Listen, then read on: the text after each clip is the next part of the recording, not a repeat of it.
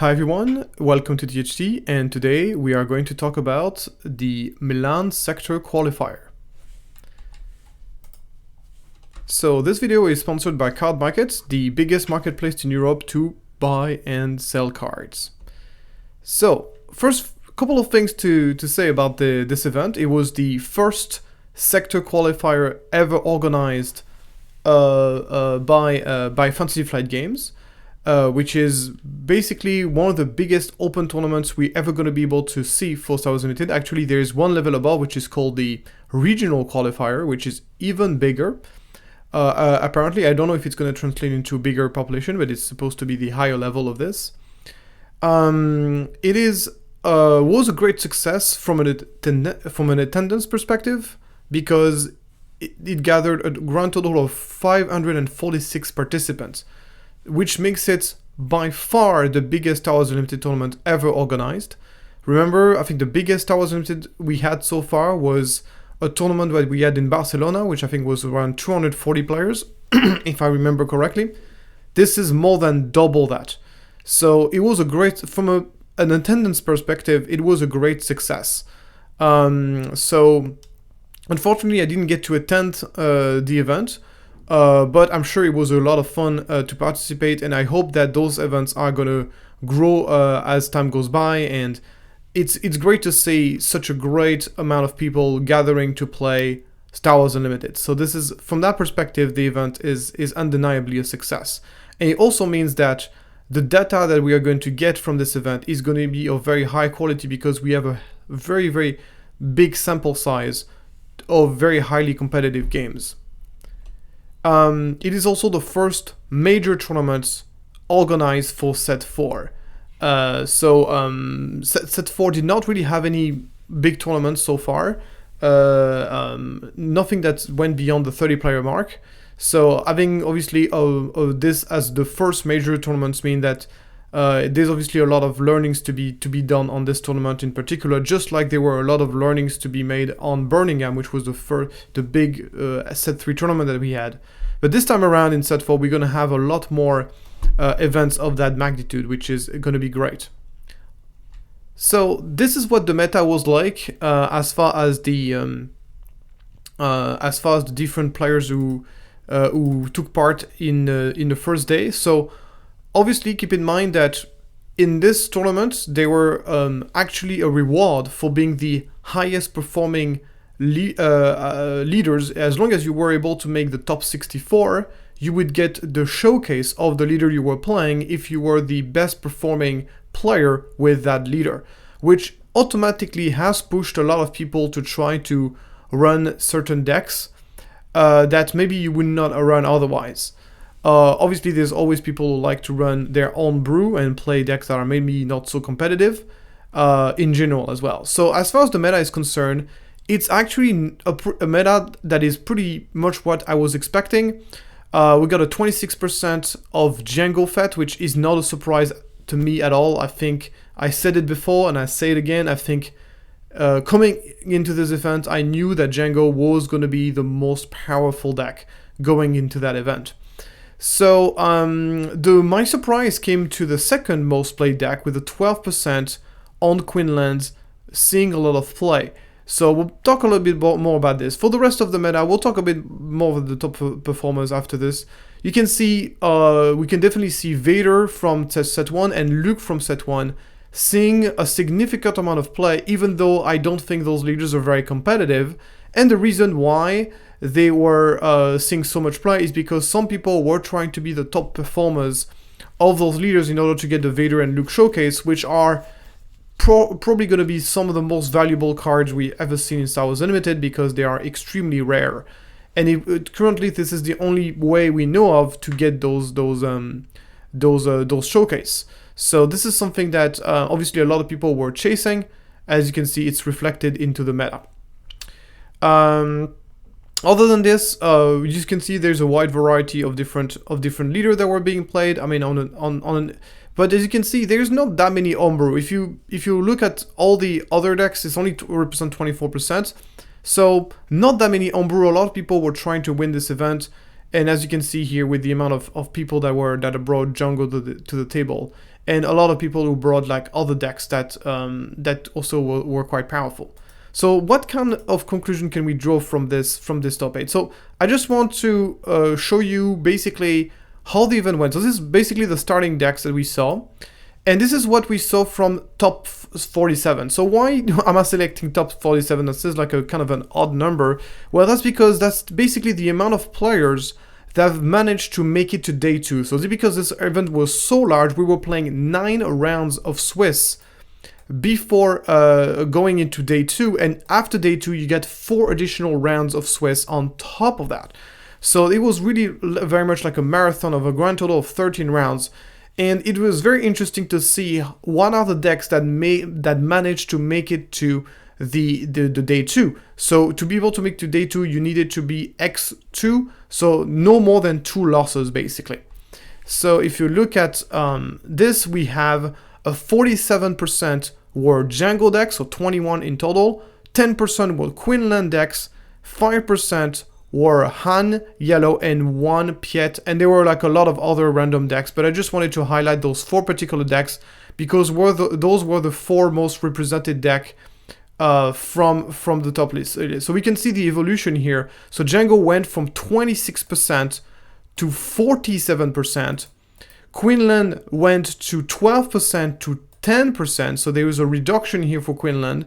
Han went from 7% into 5%, and Piet took a very big dive of 7% into 2% after day 1. And this is a very important data point because basically there's a difference between how what people bring to the table, bring to the event, and what actually performs. And as you can see, Queenland actually underperformed between day 2 and day 1.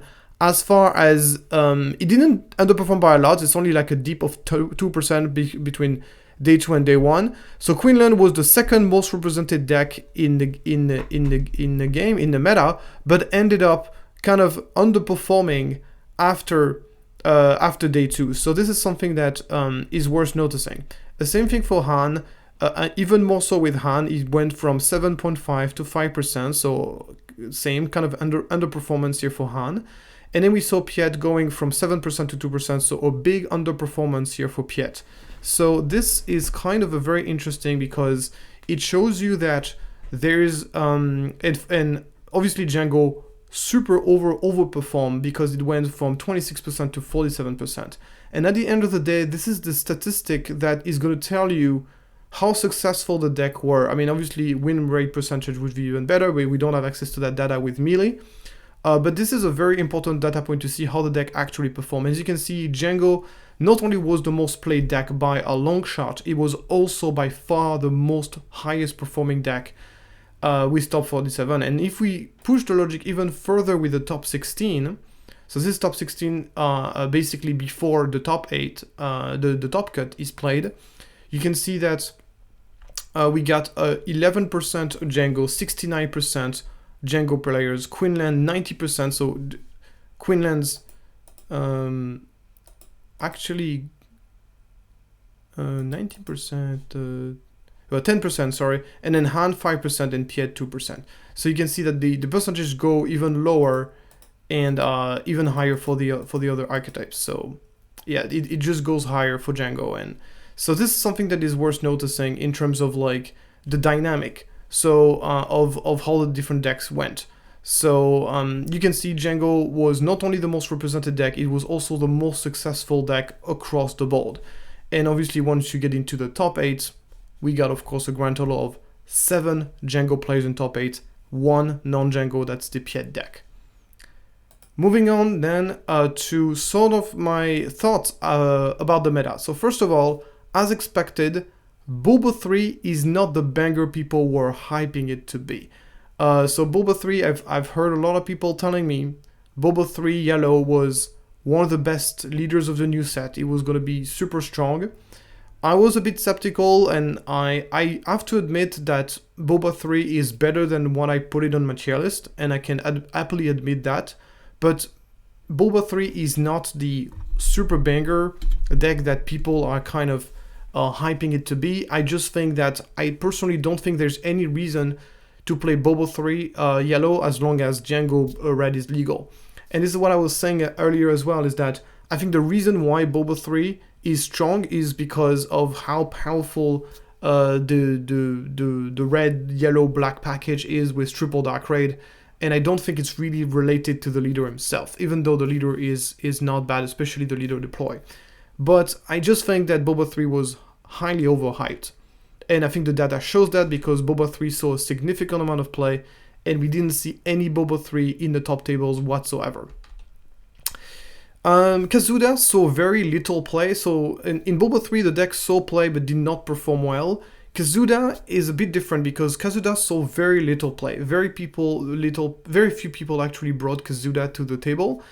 And I think the reason is very simple, is because playing aggro in this meta is almost impossible.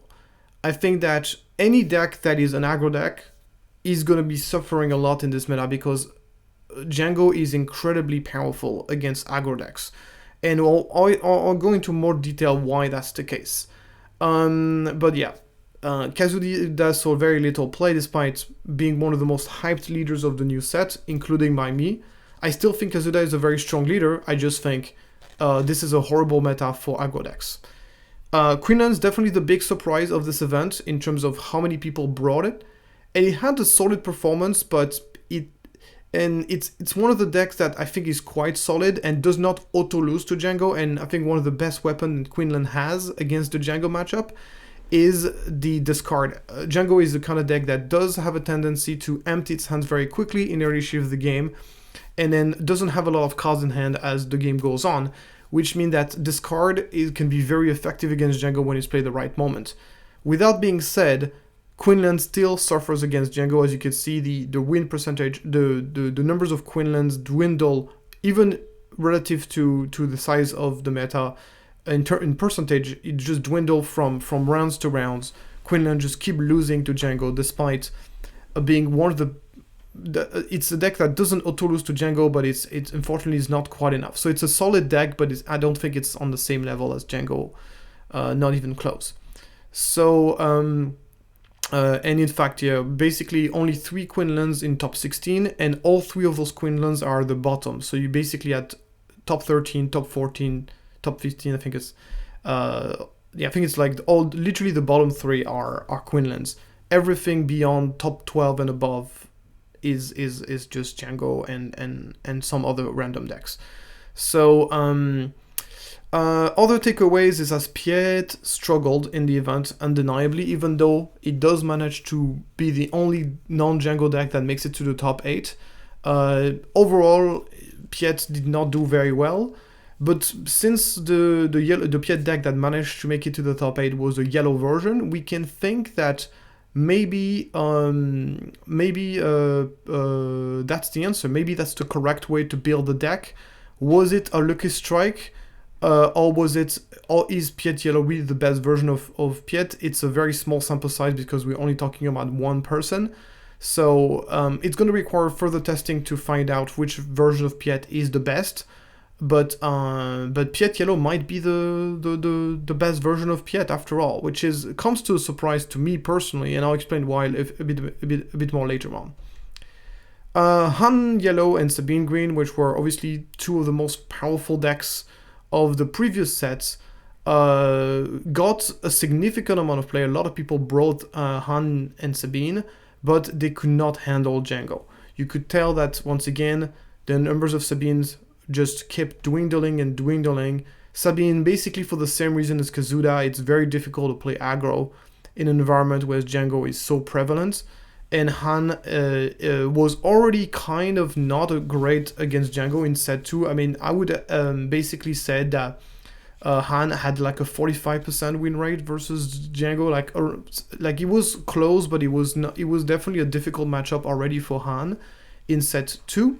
In set 3, so in set 4, obviously with everything that Django had, Han cannot fight that.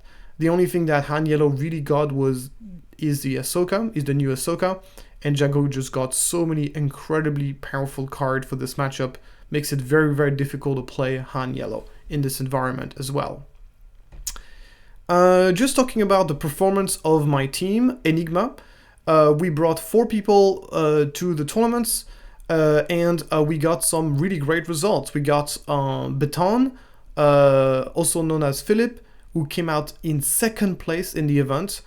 I don't think this could have happened to a more deserving person. He is an amazing player. He got a lot of great performances in set 2, was really regularly doing top 8 and top 2 in PQ, and unfortunately never managed to win a PQ despite, and I think that it was very, very unfortunate for him.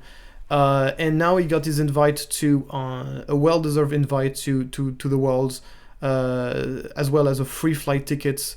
So incredibly deserved. He's an amazing deck builder, he's an amazing player, and I'm really happy for him because and we also got SIP on top 12, another amazing player. Obviously, he got multiple PQ wins, probably the best player in Poland, and actually he got knocked out of the top 8 by Beton, actually in a game very, very deep into the tournament.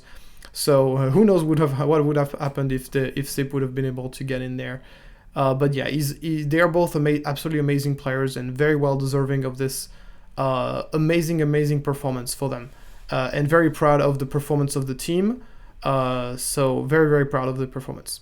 So it's a great start for the team. It was the first time for us to try that we properly train as a team for the tournament. I obviously playtested with those guys many times in the past, but this time it was the first time we were preparing together as a team for the tournament.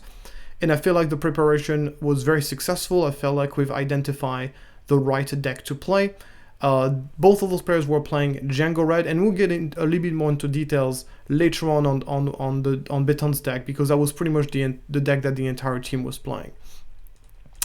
Moving on onto our honorable mentions, and there are quite a few.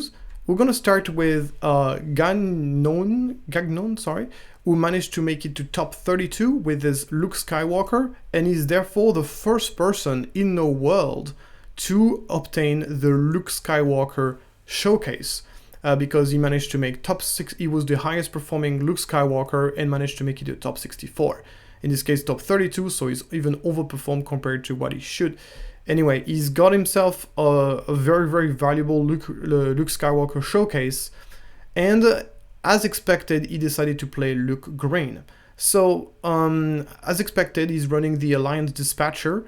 So remember in my videos was how to win a showcase, I've very clearly said that Luke Green was the best way to play Luke, notably because Alliance Dispatcher is so incredibly strong in this deck.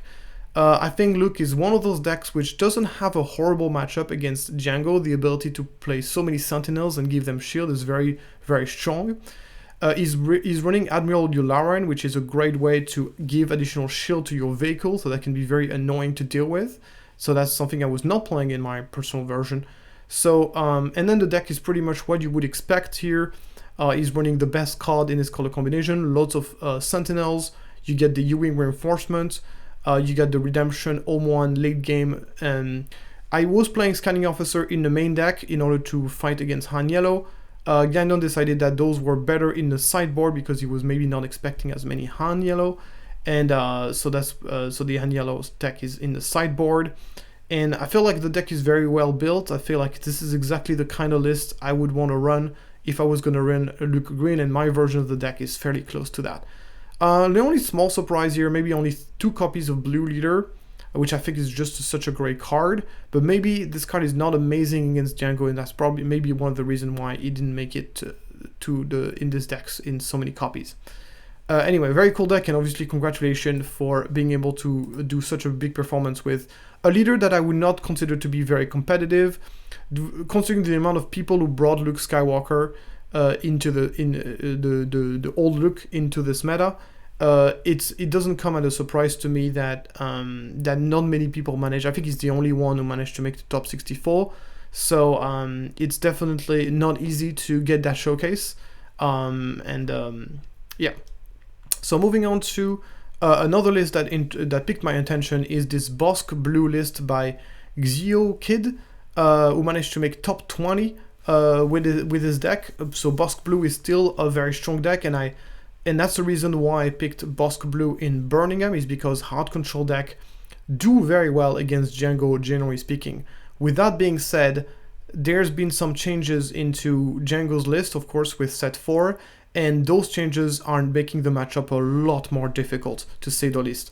The biggest offenders are Devastators and basically Planetary Bombardment. For people who are saying that basically indirect playing hard control versus in this meta is impossible because of indirect damage, well, Kid is showing you that it's definitely not impossible. And also indirect damage is not even that popular. The only deck that really massively plays indirect damage is Boba 3, and as you can see, it's not really that great of a deck to begin with. So there's obviously a bit of indirect damage coming into the Django, and that's a very big problem, especially the planetary bombardments coming into the sideboard. But maybe as the Django list are kind of moving more into trying to beat the mirror match, maybe there's going to be more space for hard control to beat Django. Because I think that if you're playing a hard control deck before sideboard, you have a good chance against Django, in my opinion. It's only after sideboard, when the planetary bombardments are being added, that the things start to become a lot worse. Obviously, Devastator is still a very big deal. You get no glory only result, which is a great help against Raider. As you can see, this particular version was very well equipped to beat Django. The Grenade Strike's very good against double 1-drop opening. You get the Swoop Down, which is a good way to kill the 2-drop as well. He was not playing Lucian Charlson. Charlson is an amazing card against Sabine, and I think you really much need Charlson against Sabine when you play Bosque. But once again, in an environment where Sabine doesn't really see play anymore, it does make sense to take it out, and this gives you more room so you can play cards that are non-blue cards into your deck. So you can play all those Swoop Downs and Grenade Strike and that kind of thing, which is kind of neat. So yeah, No Glory Only Result is not a great card in Bosque because it doesn't actually trigger the bounty. So that's a bit of a non-bow, but just No Glory Only Result is just so important to beat the TIE Phantoms and the Raiders, that it's still a card that you very much wants to play. So. Congratulations for Bosque, for the Kid to be able to get the Bosque showcase. Then we got Varnai Danes, top 18, and I wanted to show this list because it's the highest performing Sabine player. Being able to... Sabine, in my opinion, has a very bad matchup against Django, and that's the reason why I don't think Sabine is a good choice anymore as a deck that you want to bring into a tournament. With that being said, Varney managed to pull himself out. The main modification that the Sabine players have tried to add in order to improve the matchup against Django is to basically play 3 copies of Bright Hopes in their main deck. I don't think that's enough, but it's definitely helpful. He was also running Shamsin Dula, probably a way to deal with Han Yellow. He's also playing Sabine Masterpiece. I don't hate my Sabine Masterpiece, obviously very strong in combination with Energy Conversion Lab. With that being said, I would much prefer to play Blue Leader personally, because it's pretty much the same card. That's just a 3/3 ambush for 3, but it doesn't require ECL to actually get ambush. Granted, Sabine Masterpiece can get some additional abilities if you have some ball presence, but that's a big if. It's not really going to be the case in a lot of cases. And even if you do, those additional abilities might not actually matter. So it is something that I think is a little bit kind of weird, especially since, of course, Blue Leader has the advantage of being able to be playful as a 5/5 for 5 ambush on the ground, which is also very nice. Another thing as well is that the problem is, like, if you're playing in Django and then you have to use ECL early for your Sabine Masterpiece in order to stabilize the Grand Arena, then you end up in a situation where you no longer have ECL available to be able to ambush the enemy leaders. And we know that in this matchup, it is extremely important for the Sabine players to be able to ambush the Django, because as long as Django is alive, the multi-tap is just too brutal, and the only way to win this matchup for Sabine is to be able to get himself a good ambush onto the leaders with Poe or Wrecker. So in my opinion, this is kind of like a bit of a weird choice in my opinion. So the rest of the deck is pretty much what you would expect from a Sabine. We got the Luke Skywalker being added here. Luke Skywalker is very nice because it's a flexible 2-drop that can be played as an upgrade on turn 2. And against certain decks, the Luke Skywalker on turn 2 is very, very strong. We see the Scanning Officers and Sham Syndulla in the sideboard, so he was very well prepared for the Han Yellow matchup. I actually would like to take a look. Unfortunately, I didn't prepare that, but just going to take a quick look at the at what he played against. I'm just going to take a...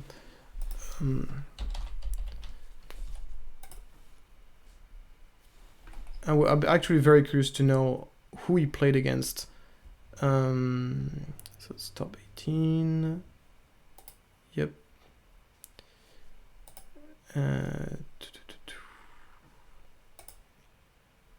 He was also playing 2 copies of Confiscates, which makes sense.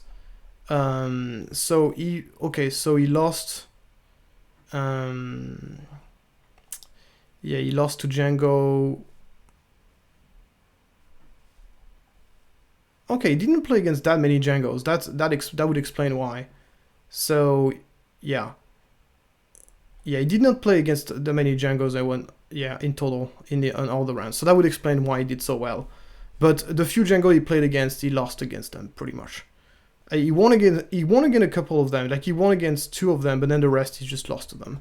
And he fought against 5 Django in total. So yeah, not a positive win record. But anyway, moving on to Umar in top 14. We have him playing Quinlan Red. So this is an interesting version.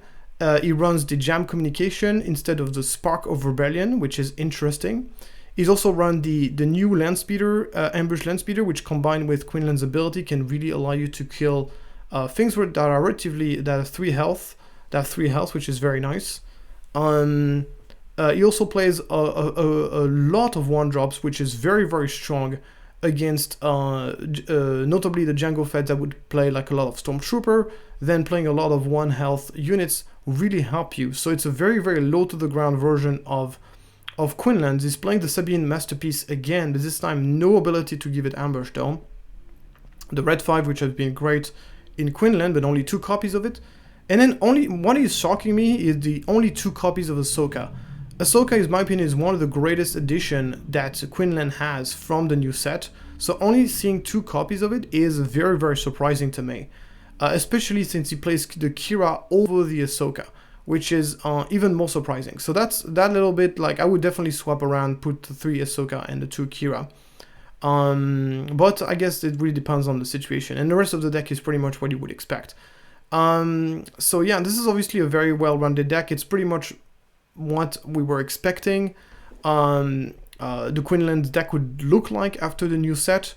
And it's fairly, it's not very far off from the version that I've showed on that channel as well. In the sideboard, we got the Commandeers as a way to deal against Django. Not too much Django tech in this specific deck. And overall, this is the highest performing Quinlan players. I'm sure there's plenty of different versions of the deck that have been roaming around. This one has a lot of 1-drops. Which makes it very, very strong against a version of Django that would play a lot of 1-drop that have 1 health. Because then you would be able to go for double 1-drop, kill the enemy units, and that would just put you very far ahead, and you don't even need to use Tacking Down, which is incredible. So that's pretty cool. Then we got Babaz with his top 13 performance with none other than Obi-Wan. So Obi-Wan Kenobi, I think if you're looking to play a green, blue heroism deck that is very strong against Django, I think the Obi-Wan is your best bet. And the reason why Obi-Wan is so good against Django is because Django hates Sentinels, generally speaking, and Obi-Wan is basically a Sentinel leader. He's the best Sentinel leader in the game, actually. So that's very strong. Also, the ability to heal your unit is very good against Django, as it makes Juggernaut a lot weaker. It also allows you to kind of heal over time your units against all those ping damage that happens. You're basically using Obi-Wan Kenobi's ability almost every turn. Granted, you don't care about losing initiative. What is, however, a little bit surprising about this version of the deck is the fact that it's running a lot of upgrades, which obviously upgrades are not great against Django because you put an upgrade and then it just taps it down.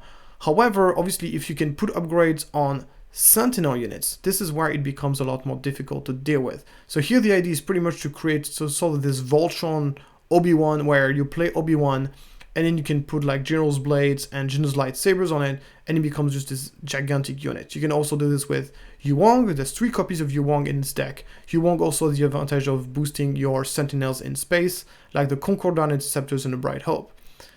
So there's a lot of anti-space stuff with the Concordant Interceptor, Bright Hope, and the Obi-Wan Arita Spites, the obviously U-Wing Reinforcement Luke Skywalker, and we see the direct hit being run.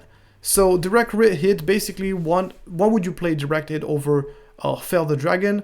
Direct hit has the advantage of getting rid of a War Juggernaut that would have only 4 attacks, which sometimes happens, and he also gets rid of the Ruthless Raider, which Fel the Dragon doesn't do. So Fel the Dragon, I still think Fel the Dragon is overall like a better card. But in an environment that is really plagued by Django, direct hit might actually be a better card specifically. So this is something that definitely you gotta understand. So direct hit is definitely like a card that makes more sense in a very Django heavy meta, if that makes sense. So yeah, the rest of the deck is pretty much what you would expect, but this is very much like the Voltron Obi-Wan Kenobi kind of strategy. And I can see the strategy being very effective against Django, because then you run this giant Obi-Wan, and then sometimes the only thing you have to do is just take initiative, and you can stop with that Obi-Wan for like 1,000,000 damage, and you can very quickly kill Django. Something that I've seen, and that's the reason why it's hard to play hard control against Django, is that I realize that with the Devastators that are coming over and over and over again, you can play just like triple Dark Raid, Devastator, then play Devastator again, then play another Devastator. It's just so incredibly oppressive in the literacy of the game. I think that having the ability to kill Django very quickly whenever you've managed to stabilize is very important, because if you let the game drag on for too long, your opponent will eventually just come back.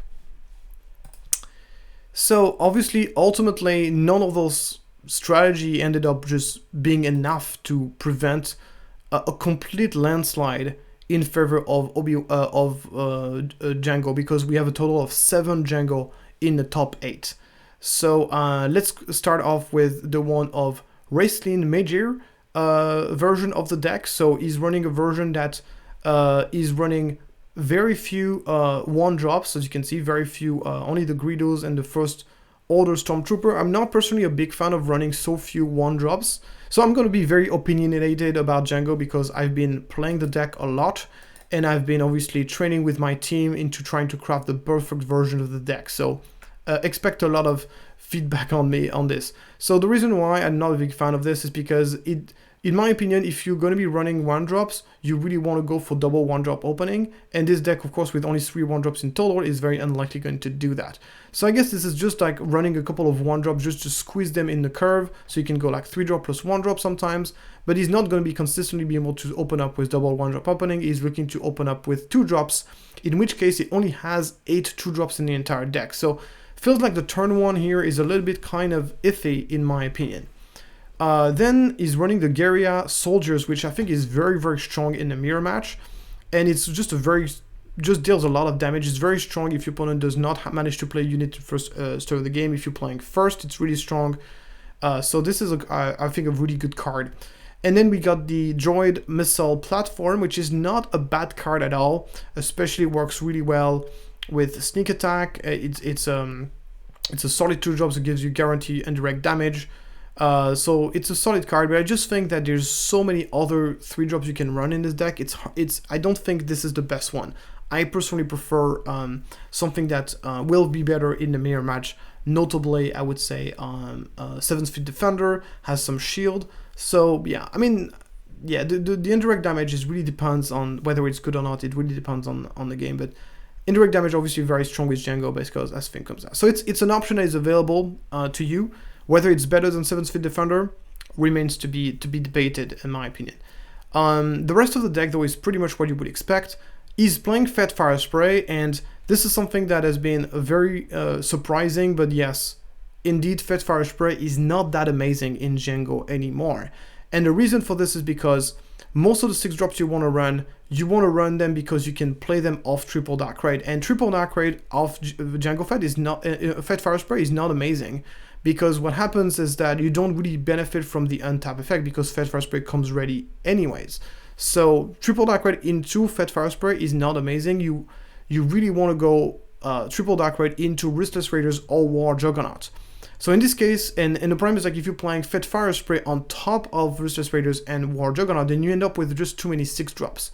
But in this case, he's running 3 sneak attack to kind of counterbalance this, kind of.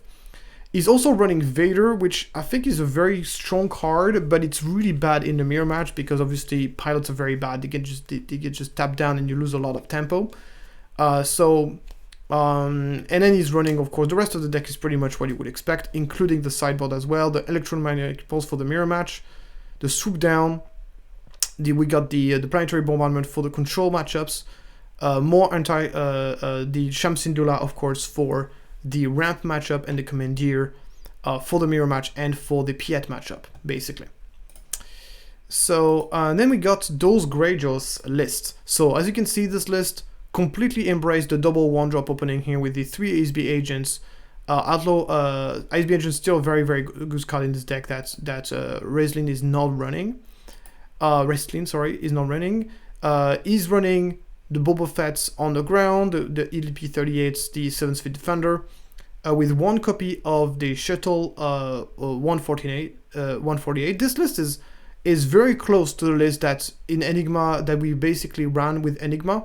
It's a list that is really, really close. Like there's a lot of similarities between that list and the list that my team has run for this tournament. The sideboard, we saw a couple of Fang Fighters. I don't know if Fang Fighters was really a great choice. It turns out that there's just not that many people running upgrades in the end in this tournament, despite the pilot upgrades. It's just that the pilot leaders were just not that popular. The Bazine also is also kind of slow, and there's just better things to do against control. Yeah, but overall list is very solid, obviously. If you guys wonder why Shuttle SD-148 is there, it's a pretty solid card in general, but it's also a great counter to Garth Saxon, and it's really good against all those kind of shielded decks. Like for example, you see the Ray decks that put a lot of experience tokens, the Lux deck that like to put shields. Shuttle 148 really does a good job at just stealing them away, so it's a good card to have on your toolbox of the triple dark raid. Next we got Jadimi, which is a German player that is part of my testing group, and he was running. He's not part of my team, but he's part of my testing group, and he's running a version that is very interesting. He's running pretty much no 1-drop, which I think if you're not gonna play any, if your plan is to not open up with double 1-drop opening, probably playing no 1-drop at all, which just makes sense. He has the ASB agents, of course, as situational things, a situational 1-drop that can just exhaust something. And as you can see here, he's not running Fire Spray, just like the previous version. Fire Spray is just not it's not good in the mirror match. And it's not great to pull out triple dark raid, and if you run it, you just end up with too many 6 drops, so it's a bit awkward. And it's hard, it's weird to say that, but we are running in an environment where Django Fett is so incredibly pushed as a deck that we don't even run Fire Spray. If you would have told me a month ago that Django is going to be so strong in set 4 that he's not even going to run Fett Fire Spray in his deck, I would have told you are crazy. You are crazy. Because Fett Fire Spray still remains an incredibly powerful card. And I even said that I was against the Fire Spray ban back in set 2 because I was afraid that it would harm the chance of Django to ever become playable. But yeah, in set 4, here we are. There's been so much support for Django in set 4 that we no longer play Fett Fire Spray in this deck. That is just absolutely incredible to say that. So yeah, going back to the list here. He's running 2 Radiant 7. Radiant 7 is very strong in Django. Because first of all, of course, indirect damage is kind of strong with Django because anything that gets damaged gets tapped. But also the thing is like, throughout the entire duration of the game, Django is going to keep like pinging units, which means that when units are not dead, with Django, they do have a lot of damage on them most of the time. So it means that as long as Radiant 7 is in play, most of the units in play are going to have a -1, -2, and sometimes even -3 attack on them, which is very, very significant. So obviously it gets out of triple dark raid as well. So it's Radiant 7 is really not a bad card in Django at all. It's definitely a card that I would want to playtest more. So it's really, really like a cool idea, and it's really good in the mirror match as well. So that's very nice. So yeah, the rest of the deck is pretty much what we expect. He's playing 1 copy of Boba Fett's armor, which is so cool. I guess this can work sometimes. Of course, you can play it on Django, but I think the main idea here is to play it on Boba Fett, and obviously makes the Boba Fett that it cannot be tapped by Django ping anymore, which I think is a very big deal. If you can prevent your Boba Fett from being able to be tapped by Django, then you have this 5-7 units that are just going to keep pounding you every single turn. There's not much you can do about it as the Django player, which is very nice. So I like this a lot. So this was a very cool list. Then we got Jedred's also made top 8. So he has an interesting card that he's running here with this Sanctioneer Shuttle, which I think is very good in the mirror match again, because I think like capture effect are very good against Django, because Django doesn't usually like to kill units, he just likes to exhaust them. And in this case, he's kind of like the idea is kind of just to have this almost permanently removed, because the shuttle is just something that even a 3 health unit is not necessarily something you're going to be prioritizing removing. So that's very interesting. So yeah, other than this, the list is pretty classic. We see the Boba Fett that is being run as well, that you can use as an upgrade sometimes, and then the 5/4 shielders can be quite good against Django, because shielded units are good against Django because they don't get exhausted when they get pinged, which is pretty good. Yeah, so the rest of the list, we also saw the Lurking TIE Phantoms in the sideboard. This card ended up being very good against Django because it cannot be exhausted. It's a little bit awkward if your opponent opens up with a 2/3 in space, and there's situations where it's just going to get killed by the enemy space units. But if there's nothing on the space arena, TIE Phantom is just so strong in a mirror match because it cannot be exhausted. And obviously it's very good against other decks, notably Cat Bane, which show quite a bit of play. We haven't talked about it too much, but it's also on play, and it's also still a good card against control. So the Lurking TIE Phantom is definitely one of the cards that really helped in the mirror match. Moving on to the top 4, and in the top 4 we got ourselves the only non-Django list, and it is an Admiral Piet Yellow. So if you would have asked me which Piet do you expect to see the most success in Milan, I would have said either Piet Blue or Piet Red. But I was not expecting Piet Yellow to see so much success, because outside of Triple Dark Raid, you're not really getting a lot out of the yellow colors. But turns out Triple Dark Raid is just that good, and Malvolio here is running pretty much what you would expect here from a Piet Yellow. He's running a version that runs the Invisible Hand, meaning that he has to play a certain amount of Separatist 2-drops. So he's running B1 Security Team and the Separatist Commando, which are by far the best ones. So he has a total of 6 hits that he can play, and he also has 2 Droid Commando that he can grab, that he can put in his hand with the Invisible Hand. So it does make the Invisible Hand a little bit inconsistent, and obviously running those cards does make your early game a little bit weaker, but Invisible Hand is just incredibly powerful with Triple Dark Raid, so that's very interesting. A little bit surprised to only see 1 copy of Invincible, because Invincible is so good with Piet, because you can play it basically the turn Admiral Piet's deploy, and then you can deploy Piet to bounce a unit, so you play a 6/6 for 5 in space, and you get to bounce a unit on the same turn, which is very nice. I haven't been a massive fan of Resupply Carrier in Piet, because most of the time the ramp is just a little bit kind of overkill at this point in the game. But in this case, he does run 3 copies of Devastators and 1 Eclipse, so maybe it's nice, it's good enough. But I would definitely prefer to play Invincible after, because the stat difference is so big. He runs the Architans. Maul is a very good card against Django, because it's a way for you to one-shot the enemy leaders. Cat Bane is another great card against Django. Comes to play, just wipes everything. And then we got a toolbox of different vehicles, like the old Chimera and the Reinforcement Walker as well. So there's some really cool stuff going on in this list. He's also running dogfight here, which is very strong in combination with those very large unit, and allows you to attack with your unit even if they've been exhausted, which is very good against Django. So this could be like the card that makes the difference for the deck in terms of if it's able to be played or not. So this is really cool. We also see the jump to light speed, which I'll be curious to see in what situation you play that. Definitely a list that I would like to try with and maybe kind of tweak and improve. On the sideboard, we got the Corona ship that is really good against aggressive decks who are going to be opening in space. The scanning officers for Han Yellow, more commandeers, and some relentlesses. So yeah, I would say that that's a very cool deck, and such an amazing performance, being able to make top 8 of such a large event against such an hostile field of Django decks is definitely a massive performance. And it'll be interesting to see if Django Yellow indeed can beat if Admiral Piet can constantly beat Django. I don't think it can. I don't think it has a great match against Django, but I think but I would say it's a very good approach, and I'll be curious to see if this is performing better than Piet Red and Piet Yellow in the end, and Piet Blue in the end.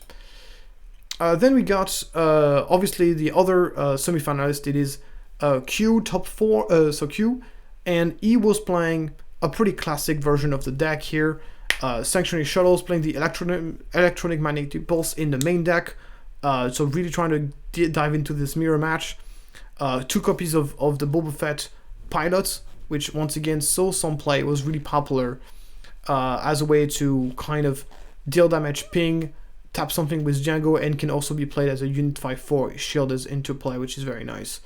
In the sideboard, we got more Sanctuary Shuttles, more Lurking TIE Phantoms, a 3rd copy of electronic magnetic pulse, the planetary bombardment for the mirror match, and obviously we got the full package of War Juggernauts, Ruthless Raiders, and Relentless. So then we get into the finalists. So the finalist is the list of Beton from my team, and his version of the deck here played a lot of 1-drop. We were the only one who were playing the Death Star Stormtrooper on top of the First Order Stormtrooper and the Greedos to get the full package of 1-drops to give us the maximum chance to open up with double 1-drop opening, which we believe was the best possible opening for the deck. So this approach has some advantages, some inconvenience. The advantage is that it does make for some stronger openings whenever you do happen to have the double 1-drop. It, however, has inconvenience that against certain decks, those double 1-drop opening can be countered quite heavily. It is a more counterable opening than just opening with just a 2-drop. It does also because obviously you're running 2 cards advantage at this point. You are you can kind of run out a card and stuff like that. So the other inconvenience is the fact that in the later stage of the game, sometimes drawing a lot of those 1-drops can be an issue. But overall, it's an approach that has been very successful with us, and that's why we decided to go for it ultimately. The rest of the deck is pretty much what you would expect. We decided that Boba Fett's 3/5 was just very good in the current meta. Even if you don't play any weird Boba Fett's armor or anything like this, we were running the Shuttle ST-149 because it was a great way for us to... it was just a great toolbox card for Triple Dark, right, for the reason explained. We were running the 3 Sham Syndulla because we believe this card was so important against the Ram decks, and we were expecting to see quite a few Ram decks. And then we were running the Cat Banes in the sideboard because it's so great in the mirror match. A Commandeer, just for the people to respect it. A 3rd copy of Sneak Attack because it's so good into the mirror match. And the Gera Soldiers in the sideboard because it's good in mirror match as well. And overall we were very successful with this list because so we only had 3 people taking part. Al did not do so well, but we had of course Sip going top 12 with this list, and Beton obviously being finalist. And I also wanted to say that T95, so Tim did not play Django Ready, was playing Han Yellow. And then finally we got the winners list, which is the list of Avastator. So Avastator is a famous Polish player. He's part of my testing group as well. He's not part of my team, but he's part of the testing group, and he's a great player. So really happy to see him win the event. So it was a final 100% Polish final here, confirming that the Polish players are, I wouldn't say definitely, but they are likely to be some of the best players in Europe. The Polish community is just one of the most competitive one you can see in Europe, and he's obviously a great player. So his version of the deck here, in terms of 2-drop, he was running the Garia Antagonizer as a 1-drop instead of the Death Star Stormtrooper. He was running some Crafty. He was running the Zeria Starhopper as a 2-drop to get this, the full package of Sneak Attack. He was running the No Good to Me Dead in the main deck. Armed to the Teeth just as an option, a smuggle option if the deck runs out of card, which can happen whenever you're running so many 1-drops. The Guerrilla Soldiers in the main deck, really strong into the mirror match. And of course the Geonosis Patrol Fighter. And in the sideboard, we can see here a collection of different things. If you know that it's going to be the advantage of running the General's Pride in the sideboard is that obviously General's Pride is so much better if you are first player. But then whenever you lose game 1, then that means you can side in the General's Pride and you know for sure you're going to have the initiative, which is kind of neat. And then the Shamsin Dulas, more 7th Fit Defender, more Lurking Typhoons, and even a Radiant 7. So really cool deck, and obviously massive congratulations here for thinking of the biggest Star Wars Unlimited tournament ever organized. So just a quick mention that Radiant 7, you can actually buy this card for less than $3. It's €3, and it's obviously a legendary, and we saw this card is seeing play left and right, so in those Django decks. So it's a cool card to pick up now before it goes up in prices. Then, what are my conclusions about this event? So the first thing I want to say is obviously that Django is the strongest deck in the meta right now, but it's not only the strongest deck in the meta, it is the strongest decks that we've ever seen in Star Wars Limited. I think that even if you would unban Boba Fett nowadays, I still think Django would be the better leader, because we had so many cards in set 4 that synergize incredibly well. With Django, we have of course the War Juggernaut, the IG-2000, and all that stuff. So it's something that it's hard to argue. It is the by far the most busted leader and the most busted deck in the entire game now, and in the entire game as a whole, not only about this particular meta. So obviously this leader needs to have something nerfed about him. There's no way you can FFG can keep things like this for a long time. And I'm saying this like, okay, well, Pierre, it's only been a month. It's only the first tournament. Maybe people will find an answer. I've been trying to break this leader for over a month. Obviously, this was basically 99% of our playtest at Enigma was some of the best players in Europe just putting their mind together and trying to find a way to perfect, but also to counter Django. And we've tried so many options. We've tried control decks, we tried RAM decks, we tried hard control decks, we tried... and there are obviously decks that do better against Django than others. And this is why we are saying those... They're obviously... and we can even see the Swoop Racers made a video about it. By the way, Beton and SIPs have their own YouTube channel called the Swoop Racers. I highly encourage you to check it out. I'll put the link in the description. And obviously we've tried so hard, and they made a dedicated video where they showed a different approach that work against Django. And there are a few decks that do better than others, but forced to admit that there's nothing in the game that consistently beats Django. It's a deck that has no bad matchup. I don't think there's a single deck in the meta that has over 50% win rate against Django. And that's not good at all. That's not good at all. It's not normal. And obviously, there's no answer for it. Like, I'm really confident to say that there's no answer for it. We've tried everything. I'll be very surprised. And now we have an event of more than 500 players competing in that event. There are no answers for Django. There hasn't been a single deck that has been able to put their head out of the water. The Pied Yellow deck being the only exception. But once again, how much conclusion can you draw from just one example? So I'm ready to keep an open mind, and obviously we're gonna have 2 more big tournaments coming on next week with 2 more sector qualifiers, one in Liverpool and one in Denver. So maybe on the other side of the Atlantic they're gonna find something against it. But to me, there is no answer. This deck is too good. And I'll get into more details in a different videos on why is this deck so good. But the long story short is that it got everything from the new set.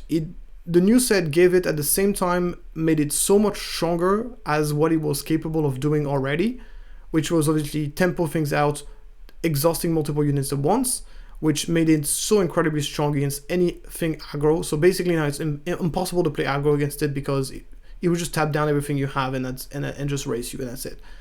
And it also got card that makes it incredibly difficult to play control against it. So Shamsindula is so good. So if you're playing ramp, it's very difficult because Shamsindula would just ramp him back. It's so insane. And then if you're playing hard control, then the indirect damage will kill you, notably the planetary bombardment. So it just is a deck. It has no weakness. It has very, very strong early game. It has very strong mid game. It has very, very strong late game. It has one of the best leader deploy in the entire game.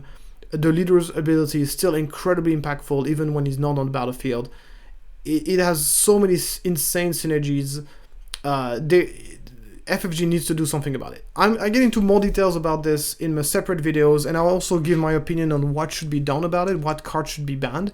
That's not the point of this video, so I'm just gonna say it is the strongest deck we've ever seen in Star Wars Limited, and obviously something in this deck should be banned, 100%. Second conclusion is, like, at least for such a big tournament, I think intentional draw was a completely fine. So earlier I made a video where I talked about the new rule that now draw count as 1 point instead of counting as 0 points.